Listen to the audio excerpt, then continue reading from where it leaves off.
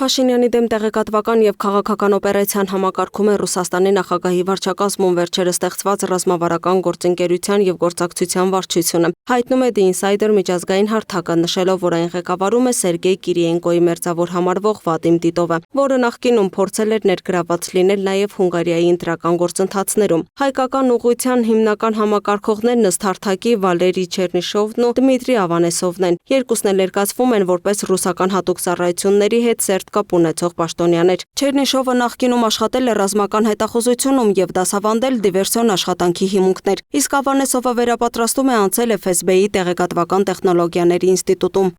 Հետաքննության համաձայն նրանք բազմիցս եղել են Երևանում եւ հանդիպել հայաստանյան քաղաքական ու հասարակական շրջանակների ներկայացուցիչների հետ։ Հայաստանի ուղղությամբ աշխատող առանցքային դեմքերից մեկն էլ ըստ The Insider-ի Ռուսաստանի փոխվարչապետ Ալեքսեյ Օվերչուկն է, որը վերջին ամիսներին պարբերաբար զգուշացնում է Հայաստանին արևմուտքի հետ մերձեցման դեպքում հնարավոր տնտեսական հետևանքների մասին։ Ռուսաստանի Դաշնության արտգործնախարարությունում հայկական ուղղությամբ զբաղվում է Միխայիլ Կալուգինը, որի անունը նախկինում շրջանառվել է Միացյալ Նահանգների ընտրություններին ռուսական միջամտության թեմայով հրապարակումներում։ Հետաքննության մեջ առանձնահատուկ տեղ է հատկացվում նաև ռուսական փափուկ ուժի կառույցներին։ Ըստ հրապարակման ռուսական տան ղեկավար Վադիմ Ֆեֆիլովը այժմ համակարգում է ռուսական ազդեցության մշակութային եւ տեղեկատվական բաղադրիչը Հայաստանում։ Հետաքննության հեղինակները նաև նշում են Իգոր Չայկայի անունը, նախկին գլխավոր դատախազ Յուրի Չայկայի որդուն, որը ղեկավարում է Ռոսոտրուդնիչեստվոն։ Ըստ The Insider-ի հենց Չայկայի միջոցով նախկինում ֆինանսավորվել են նաև Մոլդովայում գործող պրոռուսական քաղաքական ուժերը։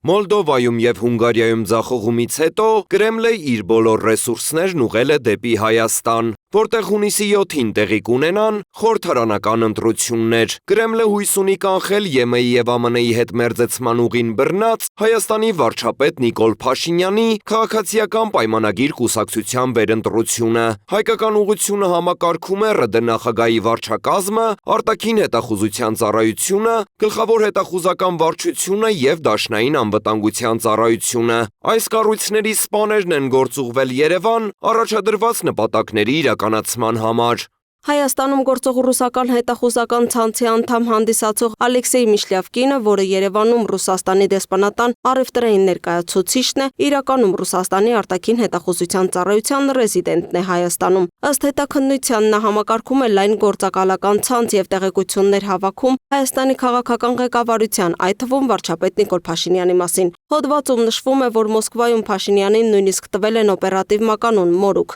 Միշլյավկինի տեղակալը ըստ հրապարակման Սերգեյ Կատինն է, որը եւս կապվում է արտաքին հետախուզության ծառայության հետ եւ 2022 թվականից աշխատում է հայկական ուղղությամբ։ Ռուսական ռազմական հետախուզության ներկայացուցիչ է ներկայացվում նաեւ Ռոսատոմի պաշտոնյա Վյաչեսլավ Պրոշկինը, որն ըստ հետաքննության ոչ միայն զբաղվում է Մեծամորի ատոմակայանի հարցերով, այլև հետևում Հայաստանի ղեկավարությանը։ Հոդվածում նշվում են նաև FSB-ի ներկայացուցիչներ Սերգեյ Կիվաչուկն ու Վիտալի Կուչերուկը, որոնք զբաղվում են ինչպես Հայաստանի ներքաղաքական իրավիճակի մշտադիտարկմամբ, այնպես էլ Հայաստան տեղափոխված ռուսաստանցիների վերահսկմամբ։ Կիվաչուկը ըստ հրապարակման ղեկավարում է այն աշխատանքները, որոնց շրջանակում ռուսական հատուկ ծառայությունները փորձում են վերահսկել պատերազմից հետո Հայաստան տեղափոխված եւ Պուտինի քաղաքականության դեմ հանդես եկող ռուսաստանցիներին։ Կուչերուկը հաճախ է այցելում Գյումրիի ռուսական ռազմաբազա, որտեղ ըստ հետաքննության հանդիպում է իր գործակալական կապերի հետ։ Հետախուզության ամենազգայուն հատվածներից մեկը վերաբերում է նաեւ Հայաստանի արտաքին հետախուզության ծառայության ղեկավար Քրիստինե Գրիգորյանին։ Ըստ հրապարակման ռուսական հատուկ ծառայությունները փորձել են ուսումնասիրել նրա կապերը եւ ազդեցության հնարավոր մեխանիզմները, սակայն լուրջ արդյունքների չեն հասել։ Հատուկ ծառայությունների խմբագրության աղբյուրը պատմել է.